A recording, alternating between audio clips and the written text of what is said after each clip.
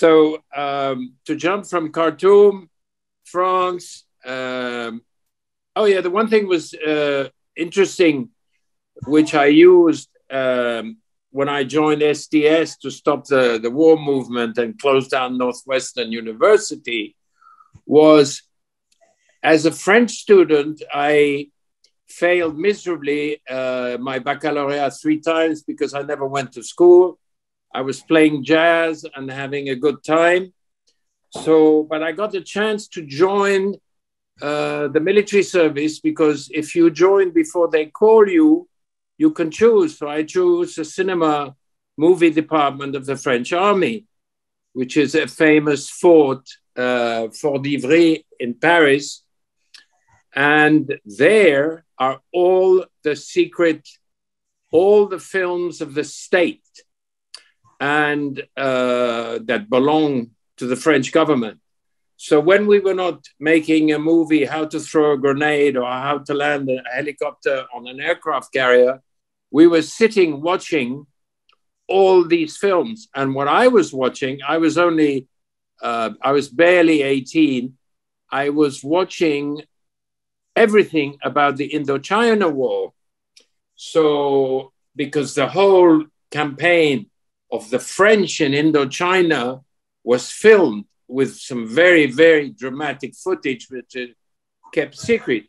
So then when I got into Northwestern as an assistant professor to a great friend of mine who is the head of the British Film Institute and a communist and a jazz musician, he got me into Northwestern.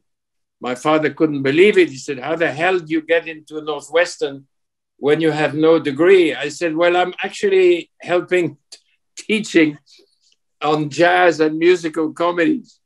So, and then we were immediately involved in, I joined SDS and we did a big speech on the meadow of Northwestern. And I said, guys, I've just spent 16 months in the French army, and I've watched every French soldier who died because the Viet Cong doesn't leave you any chance whatsoever. So all you kids who are getting called, because they were giving papers to send to Vietnam to kids who were still at university, and they would come into the class to hand in to these poor kids who had no idea that they had to go to Vietnam. So I remember the speech on the meadow. We were about 3,500 people, and I detailed exactly what would happen if they would be caught by the Viet Cong, or that they would be killed. So it was very useful because, of course, when the French got out of Indochina, they told the US, do not even think 1 second to go into Vietnam. And what did the US do? You all know. It's more than 15 years, including still to this day, they have not even apologized for the bombing in Cambodia and in Laos, where I was just 2 weeks ago. So that's the story about the Vietnam War, and the fact that everybody wants to go to war.